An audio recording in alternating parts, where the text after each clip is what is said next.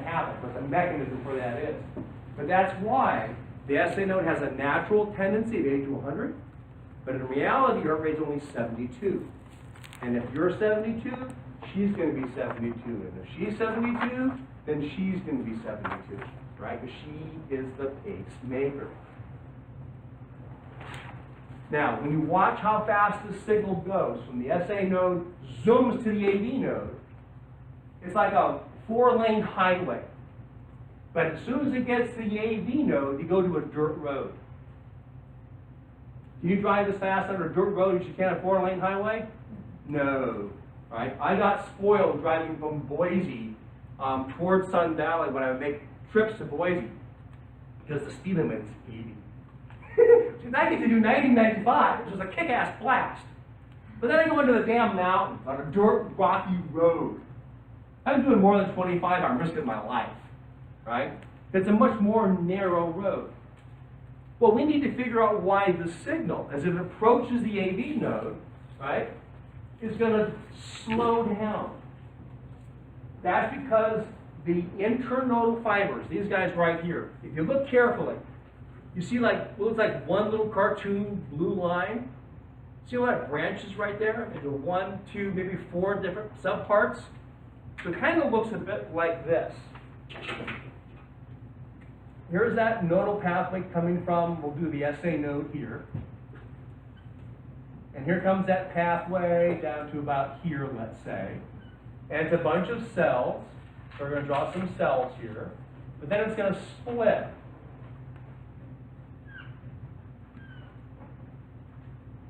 Into more narrow fibers. Then we'll put some little cells here. They go from one big fiber to several more smaller or less diameter fibers. Put some little nuclei in there for the individual cells. And those of you that had for 241, I tried to teach you some general rules of thumb of either physics, electricity, or biochemistry. And one of them was about diameter of structures.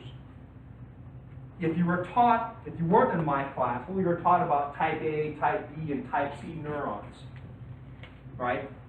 Big diameter, heavily myelinated, medium diameter, but still myelinated, teeny tiny and not myelinated. And we can get different speeds of conduction in those neurons. Like type A's are 268 miles an hour. Type C's are 2 miles an hour. Think about respiration, breathing problems, right? An asthma attack where you get constriction of the bronchioles. The smaller the diameter, the slower the stuff moves through. Whether it's an air pipe, a blood vessel, or a nodal pathway.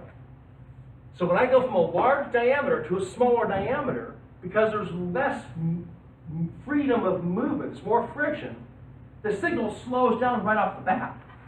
This is the law of diameters. But also you're looking at cells.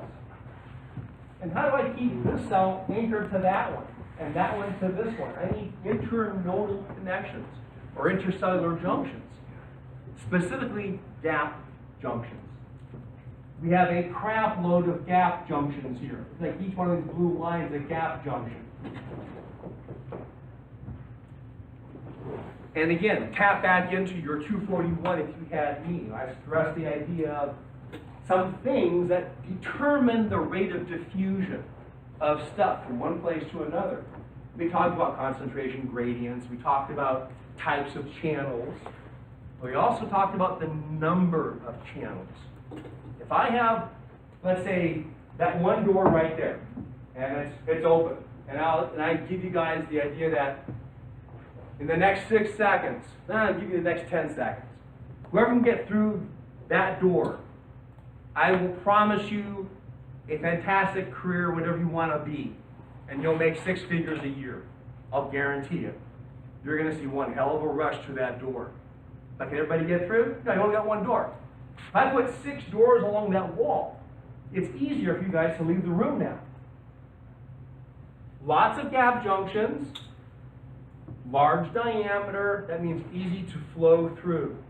But when the fibers begin to narrow, and you also find fewer gap junctions, it slows down the diffusion of ions. Those ions make the action potential. Therefore, this signal slows down as it approaches the AV node because the fibers become more narrow, creating more friction, and there are much fewer gap junctions in the connecting cell. That forces the flow of the signal to go a heck of a lot slower. Then it gets to the AV node. It does this thing, it responds, and then it leaves the AV node, goes down the bundle, but the bundle is pretty large in diameter, so it speeds back up again. And the Purkinjis are really large in diameter. So, and they're even larger than these guys. And they really speed the signal up because I have a lot of tissue I have to cover. So I need to spread that signal quite fast. So it slows down the AV, but then once it gets to the Purkinje, it speeds up even faster than it first arrived. So I can segment action potential from all of this myogenic tissue, and I'm trying to stimulate all of my contractile cells. So does the idea about how signals can slow down when pathways narrow make sense? And then within each cell there are fewer gap junctions, which is another reason why the signal slows down. And then it gets to the Purkinjes, they're much larger in diameter, and then we reverse the idea. Now I can move a lot faster. I can go up the walls of all these ventricles. That's happened in a very quick period of time. All right, now we have to look at two different action potentials in cardiac tissue, but also we got to remind you about being able to think about an action potential in a normal skeletal muscle or a neuron. So what you should be able to think about is that a normal neuron or skeletal muscle, right, hopefully whoever you had would kind of teach you on something.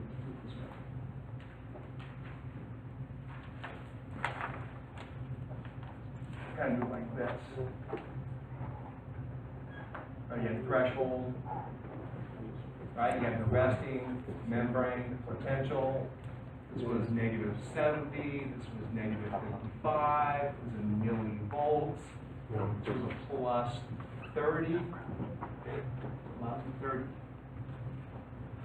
There we go. 30 millivolts, and that's a neuron or skeletal muscle action potential. The ones in the heart look nothing like this. We got two different profiles to examine. One action potential will be created by the myogenic cells. A different action potential is created by the contractile cells. Remember, those are the two different types of cells that make up your heart tissue. The ions are pretty much the same, but we're going to add a new one. We're going to add calcium to our action potential. Now, there are good things and bad things about books. This is a nice diagram because it shows you an autorhythmic cell, like an SA node, an AV node, or a Purkinje fiber. It lets me see there's lots of sodium outside, lots of potassium inside, lots of calcium outside. Okay, that's cool.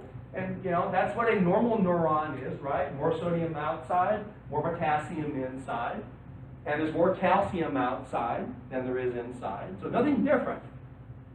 Then I go over here and I go, okay, so I'm so used to this being the outside of the cell, you might get confused for a minute, going, wait, they flipped it upside down, right? You got to read it. That says cytosol.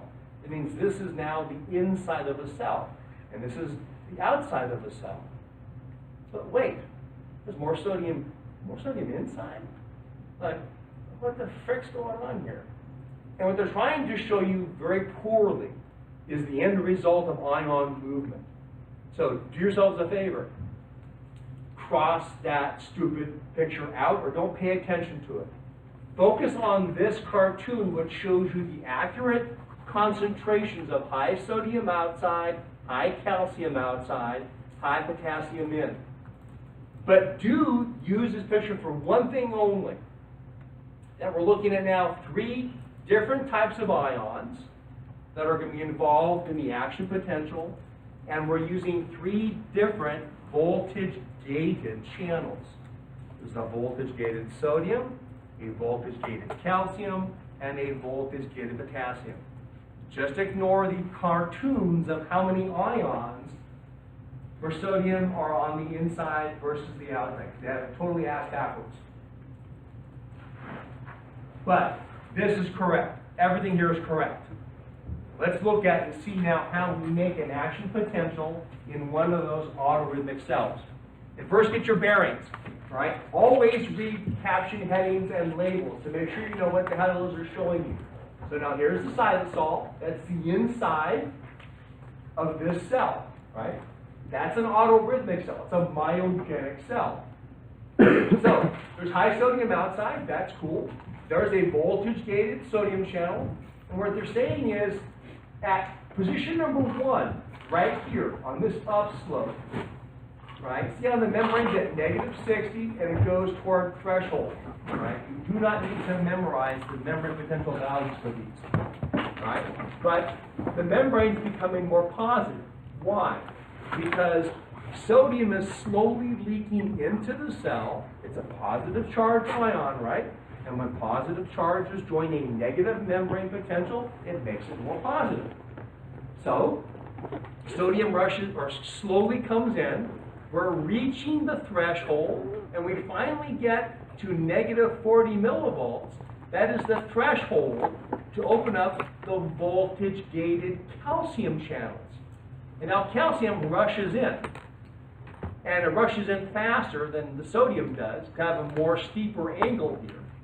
So now calcium is rushing into the nodal cell, making it way more positive, but only to about 0, not like a normal neuron of +30. And then we're going to open up the voltage-gated potassium channels, and now I realize that there's more sodium outside, there's more calcium outside, and both sodium and calcium come into the cell through their appropriate voltage-gated ion channels. But then we close the calcium channel and we open up the potassium channel, and potassium leaves the cell, making the cell become more negative. And by the time you get to around in here, you've actually triggered the voltage-gated sodiums to open again for round 2. So you get this roller coaster, right? Becoming more positive, more negative, more positive, more negative. It never stops, right?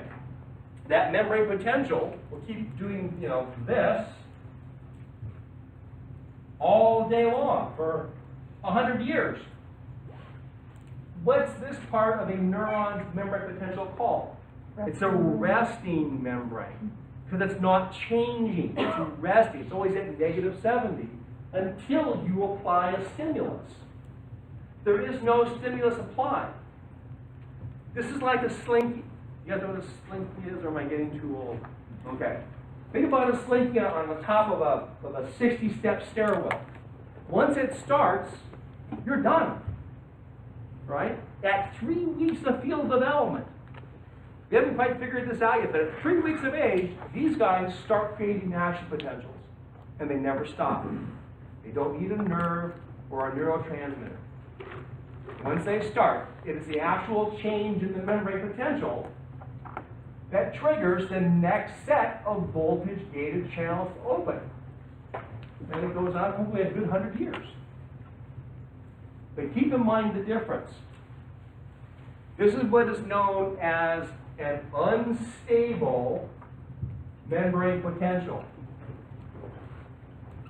because it never stops. There is no, quote, resting. It's in continuous flux, continuous change. This is a stable membrane potential. It needs a stimulus. But these guys don't. What ion was responsible for the depolarization of the neuron? Sodium. Sodium, right? What's responsible for depolarizing my nodal cells? 2 ions, Calcium. sodium and calcium, right? Because depolarization is becoming more positive. So you have a new ion to think about. For this nodal cell, once you reach threshold, it's not sodium that comes in, it's calcium. But then this is the same as it is in a neuron, right? Close the calcium channels, open up the potassiums. Potassium leaves the cell, making the cell more negative. And we go 1, 2, 3, 1, 2, 3, 1, 2, 3 for the next 100 years. This is the profile of an autorhythmic action potential. Bless you. Thank you. The contractile cells are different. Now, do not memorize this. Right? This is to give you a visual only of how we propagate or spread the action potential through cardiac tissue when it comes from the pacemaker. There's no sodium, potassium, ATP pumps. Oh, yes, there are. There are. Okay. And are there any leaky channels? Probably. Oh, yes, all right. So go back to your neuron anatomy. Remember the nodes of a neuron where there were no Schwann cells? And I already asked you what kind of a channel you find in the membrane of the neuron in the nodes. You have sodium leak channels, potassium leak channels, and you have sodium potassium pumps. Remember the golden rule I tried to teach my 241ers summer and last spring. Those of you that are new to me. There's a nice simple way of not making stupid mistakes on exams. Anytime an ion crosses a membrane, you need to put the ion back where it comes from. What would I use to do that? A pump, because you're going against diffusion. Well, just name the dumb pump for the ion that it moves. It's that forward. So if I've got sodium, right, coming into the cell, and potassium going out of the cell, what kind of a pump can I use to restore my sodium potassium ions? How many sodium ions does it move? 2. Moves 3 sodiums, 2 potassiums for how many ATP? 1. What are you going to use to put the calcium back where it came from? A calcium pump. And it uses ATP. Right? As much as you can, just let natural common sense take you, rather than trying to memorize lots of things. But for here, all I want you to realize is the signal, the action potential, starts at the SA node. Right? It's going to travel through the internodal pathways, and it's also showing you the contractile cells too. But notice how the action potential, like a wave, is spreading through the atrial tissue, right? It gets from the top of the atria down to the bottom of the atria. Now, wouldn't it just make sense to keep on going and go all the way down this way? It would. But if this is, the purple area is my action potential for both myogenics and contractiles, we're then going to be squeezing the heart from the top down, which is cool if I can get through these valves. But if I keep pushing the blood down this way, there are no valves down here, right? All my valves are up here for the pulmonary and would be the aortic. So I need to now redirect the flow of my action potential. I need to actually bypass the ventricles. I need to go right down the middle first to get all the way down to the bottom. And then with the Purkinje fibers, I can loop back up. And now I can squeeze the heart from the apex up this way and push the blood through the pulmonary trunk and push the blood through the aortic valve. The reason this happens, those of you in the first lab group, is because of that cardiac skeleton, that band of fibrous tissue that's an insulating barrier.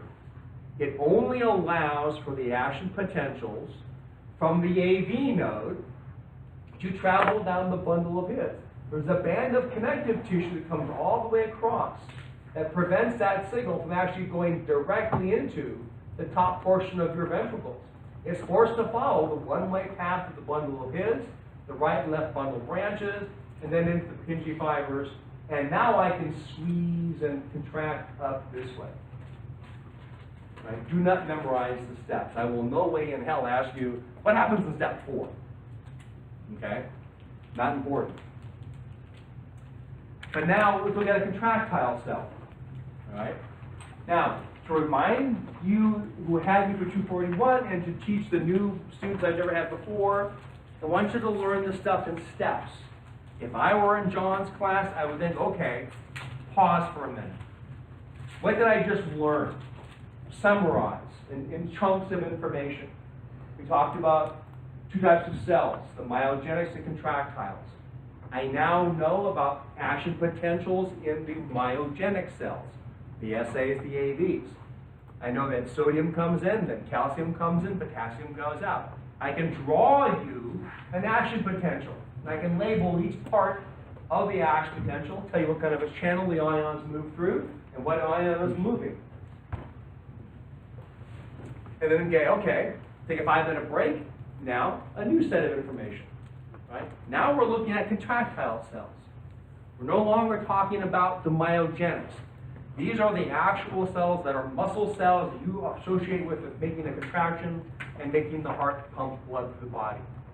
We know that they are branched, connected by intercalated discs, and have gap junctions, but they still have the same basic idea, right? And again, this picture is totally fucked up, right? Right? There's the cytosol. There's not more sodium inside of the cell compared to out, so they're doing it at rest, and I wish they sure as hell wouldn't do that. But what is true is that you have voltage-gated sodiums, calciums, and potassiums. So that is good information, but this is also totally correct. But now it's a different thing. We're still using the same three ions, sodium, calcium, potassium. They still move in the same directions. Sodium in, calcium in, potassium out. But they play different roles. Now, look at the action potential and realize that that right there is the same as that right there. Does that resting membrane in the neuron need a stimulus to create an action potential? Yes. Yes, it does. That means this action potential is not autorhythmic. It needs a stimulus. Therefore, it's called a stable membrane potential. It's waiting for a signal to tell it to open up its voltage-gated sodium channels. What's the signal? It's the action potential from the myogenics. And what's hard to visualize is they are interwoven. So think of let's do this, a really big bowl, a huge, gigantic bowl of spaghetti noodles that are cooked. And they're contractile cells. And my hand, or myogenic tissue, I'm going to shove it in the big bowl of spaghetti noodles, I'm up to my shoulder in spaghetti, right? That's the relative proportion of contractile cells to the myogenic cells. As soon as these cells stimulate spaghetti noodles right next to them, they stimulate the noodles next to them. Who does the noodles next to them? Who does the noodles next to them? That makes sense, right? That's how the heart works.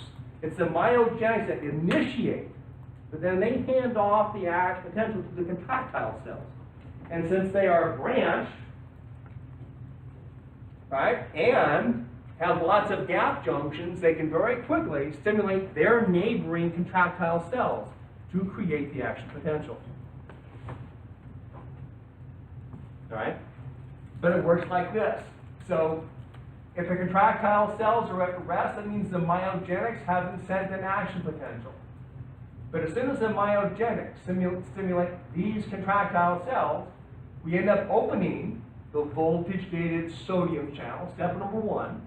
Sodium rushes in, and it screams in, because it's a very steep slope, right? So sodium is rushing into the cell, making the cell very positive, relatively speaking. And then we're going to close the voltage-gated sodium channel. Now, it depends on who you read this. Some physiology books will say that we now start the repolarization phase, but then we pause it and then restart it again.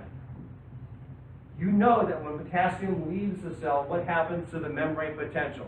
It becomes more negative, right? Well, my slope is going down right there. That's because potassium is leaving the cell. But what really happens is we get a lot of calcium channels to open up as well. And so now the calcium kind of offsets the potassium leaving. And really, they kind of cancel each other out. So I get this kind of what's called the plateau, which is technically the next part of the action potential. You get depolarization due to sodium coming in. You close the sodium channel, open up the calcium channels, while there are some potassium channels that are opening, and you get lots of calcium in, some potassium out, but remember calcium is a 2+ charge ion. Overall, they kind of neutralize the effect, and I guess it's called the plateau. And then we start closing off the calcium channels and opening up a lot more of the potassium ion channels. And now I get a much more rapid efflux of potassium out, making the cell become way more negative a lot faster. And that's technically known as the repolarization part. So remember, in a neuron, you've got depolarization, repolarization, and the undershoot. But here you've got depolarization, plateau, and then repolarization. And the plateau is due to calcium coming in while potassium is leaving. They kind of neutralize each other. Now, also look at this idea. If we look at this, how long does this action potential take? It's about 0.8 of a second, right? Right? Let's just call it 1 second. And 1 second, then make it 0.8, that'd be, compared to these guys, how long is this? It's about 0.3 of a second. All right? This is much longer. If that is 0.3 of a second, and this is 0.8. Doesn't sound right. That's shorter. Yeah, but this is actually a lot longer in time. So what are they trying to do here? 0 to 1, 4, that's 0.8. That's really odd way of doing it. This lasts a lot longer. What I want you to think about is, what's more important for this is, in a neuron, this is about 2.5 milliseconds. This is going to be about 300 milliseconds or 0.3 of a second because of the plateau. The plateau elongates, postpones the repolarization component of our contractile action potential. Bless you. So memorize that this is the profile of a myogenic, and let's say AB node or Purkinje fibers, ions involved, but this is the profile of an action potential for a contractile cell. They all still use the same 3 ions, just in different sequences. Now, when you compare the timing of them, in terms of myogenics, which is a stimulus, and contractile cells, think about skeletal muscles for a moment. You guys had a thing called the twitch. You had a latent phase, contraction, and relaxation. There was a moment of delay between the stimulus and then the beginning of a skeletal muscle contraction. And they're showing you that up here, right? There's the stimulus, that's the action potential. It's just compressed, you don't see the undershoot. But you can realize that there's the stimulus, there's the delay, there's the contraction. Well, here's my action potential, here's my stimulus, but there's an overlap of time, right? These guys are stimulus, wait, then contract. This is stimulus, and while we're stimulating, we're going to start a contraction. That's because of our plateau, right? And this is lasting about 300 milliseconds. You need a much longer contraction so you can build the pressure up in the heart to pump the blood out. It takes time to build that pressure up. I afford that time by having the plateau of my action potential. That allows for much longer contraction. Now the blue bar here represents the idea of refractory. What is refractory? Anybody remember? What does it deal with? It's like the time that Oh, you I have don't to remember. period where they can't have, where you can hit with another stimulus? Exactly, right? Remember you have absolute versus relative refractory. Big important idea was how fast can this cell stimulate that cell? And in absolute, that means you can never stimulate during the absolute refractory phase. This is a big absolute refractory. That means during this time, you cannot signal, you cannot stimulate that same muscle cell to contract again. Why is that important? Think about a twitch in skeletal muscles and the idea of tetany, where you built upon the previous contraction and the force got greater and greater and greater. So your force graph would look something sort of like this in lecture notes. So you got a twitch, and then it goes out like this, right? Like this, and like this, and like this. And each one of these is a contraction because you didn't allow it to finish relaxation. That's because you have a very small absolute refractory period that allows for repeated fast stimuluses of skeletal muscles. In cardiac, which that's what this blue bar is, right? See that little teeny short absolute? Look how big the absolute is here. That means that you pretty much allow the contraction to relax before you start the next contraction. The big take home is skeletal muscles, you can get tetany, right? You can get like a cramp. You can't get tetany in cardiac because of the big, long, lasting refractory period. It prevents tetany from happening. It allows the muscle cells to complete their contraction and get set for the next one. You guys okay with that? All right, let's give you guys about a, first I'll give you guys a 10-minute break. All right? Use the restroom, get some legal drugs, ask some questions, send some text messages, some Twitters, whatever tweet you guys do these days. Yeah. How are you? In partnership, so Pretty good.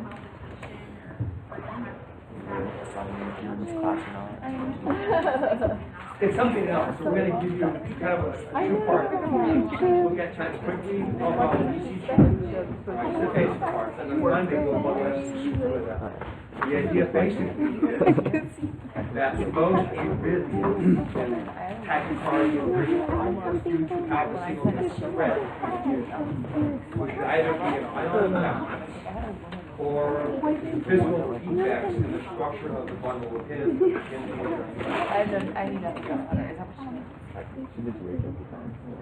All right.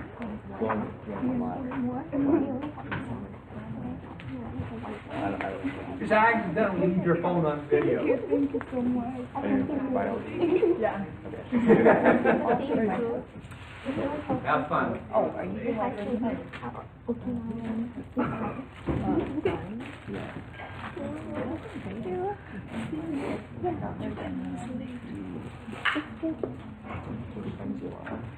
I ate quite a lot. I ate so much. So you're gonna be here Look like every this. night, Monday I and ate so Thursday. much. My mom was like, it was so good. The food. I'm so happy. Other than that, so. It's work. Are you in I didn't go to the gym. After 4 o'clock. I didn't go. Okay.